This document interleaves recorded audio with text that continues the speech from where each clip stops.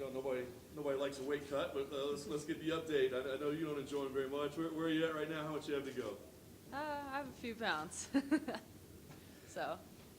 Fair enough. You mentioned the long road back yesterday that you had. Just all the things you had to do mentally and physically. I wonder, along those ways, was there ever a time that you thought it's not worth it? Like I don't need to do this anymore.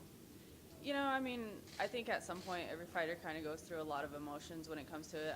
I've come across just all my friends in the sport, and then being with Tisha, we'll sit there and talk about different things, and obviously being a female fighter and the toll it takes on our bodies, the hormones and everything, it gets harder, and so there's a lot of question that sometimes comes into play. I remember when I first started this sport, it was fun, it was super challenging, the weight cuts were just like, oh, let's get this done, like, it was just something new.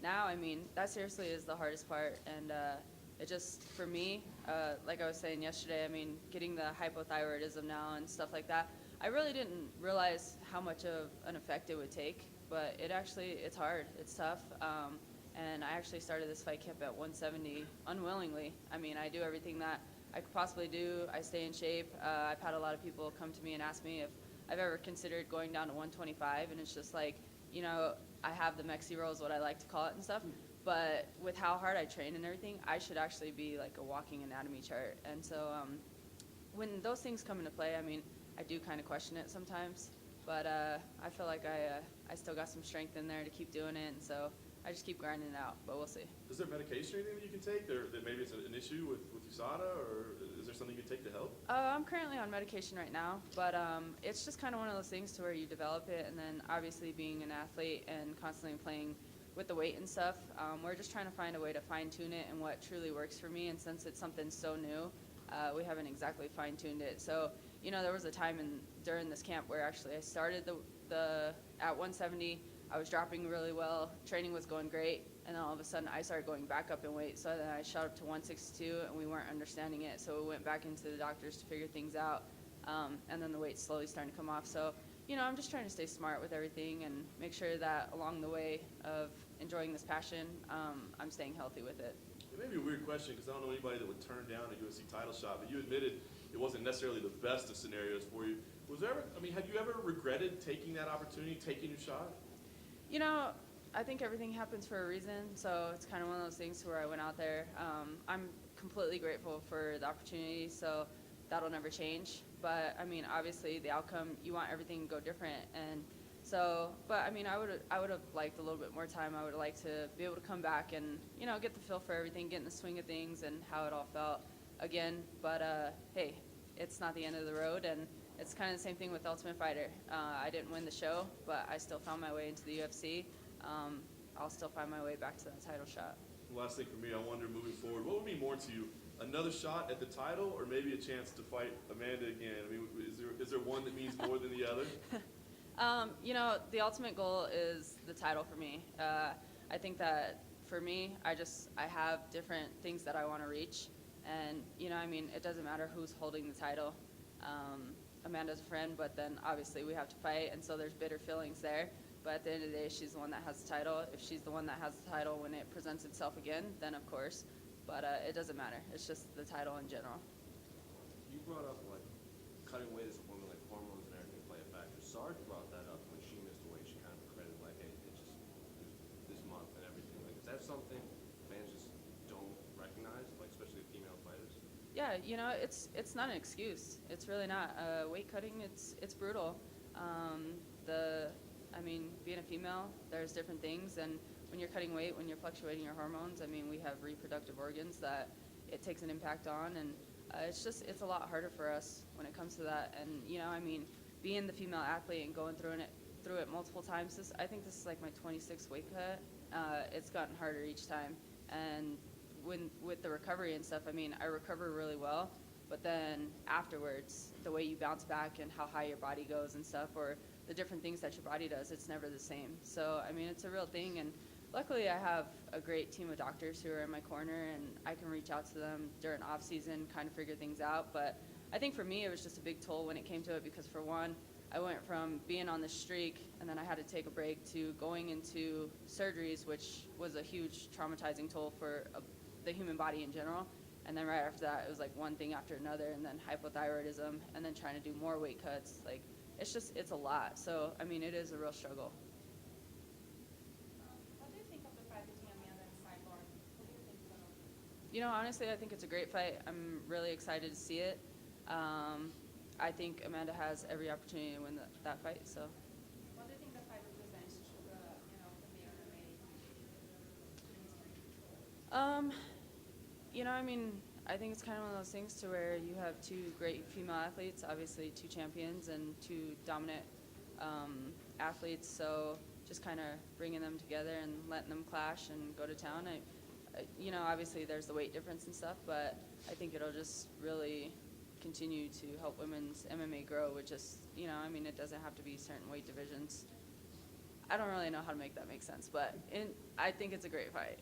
Do you think, like, if Amanda wins, for example, she decides to stay in the 145 division, how do you think that the 135 division would, follow?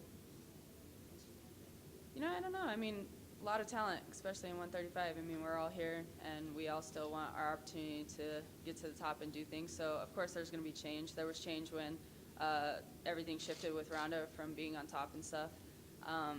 But, you know, it's crazy because it's like it's a sport, it's a career, and everything we're doing. But I feel like if Amanda wins this fight, like, she's achieved quite a few things. Like, what's really next for her is kind of the question there for me. So, I don't know. I mean, at some point, when is it that you want to open a new door and see a new journey, or what do you want to kind of do? So, I don't know. A lot of people say that Cyborg would be like the best female of all time. Do you agree with that vision? You know, I think that Cyborg's done what she's needed to do. She's tough as nails for sure. But at the end of the day, she's just another human being, and I feel like, you know, I mean, I feel like she does really well at kind of beating people mentally before they even step into the octagon. So that's one thing that like really gets it, and then she just goes out there and puts on really dominating performances. I think if you have another strong athlete who steps up to her mentally, anybody can be beat, you know? So I think it's just kind of one of those things to where she hasn't been beat really ever. She's so, but I mean, she has the chance to be exposed, so. And just last question for me, the female MMA, the UFC is not that, we have 25 years of UFC celebrating, this weekend, but the female MMA era in the UFC is still like young. Which one was your favorite moment from the girls fighting in the UFC so far? Favorite moment. You know, I don't think I can actually just pinpoint an exact favorite moment. I think just overall, the big picture of everything, just the women having the opportunity when we were able to step into the Ultimate Fighter, there was a door that opened. And then when Ronda Rousey and Liz Carmouche fought, it was exciting to actually see that opportunity be presented. And then just to see how it keeps growing, and then more talent coming about and divisions actually growing. Like, I think just in general, just the big picture for me is what's exciting. If you could choose like a dream fight for you in the UFC history, one fight that you would like to see that had never happened, which fight would be? I don't know, honestly. I think everybody brings a different challenge to the table. So, I mean, I'm down to fight whoever it is and whenever it is. I've never been the type to turn down any fights. So just, I mean, I like challenges, and every girl's different. So.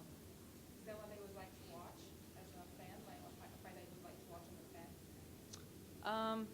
As a fan, I would currently say Amanda and Cyborg. Do you think that's a fight to determine the best female fighter ever?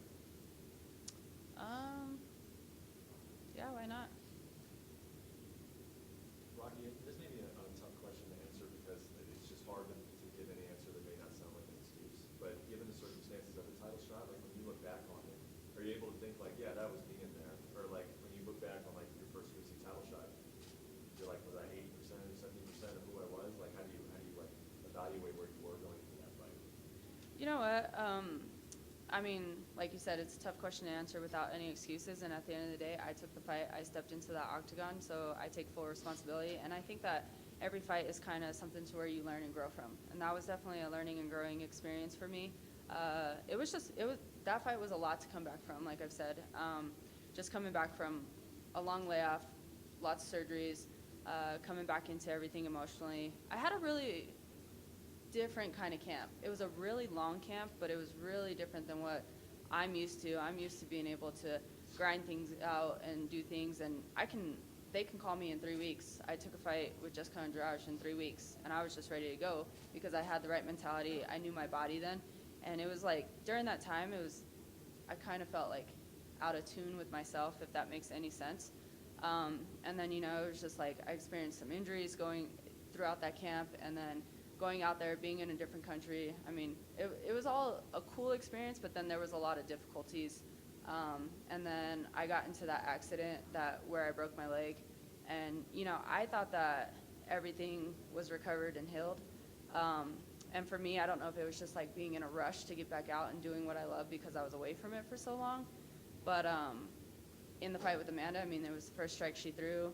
I fell on the ground, stood back up, and she hit it a second time.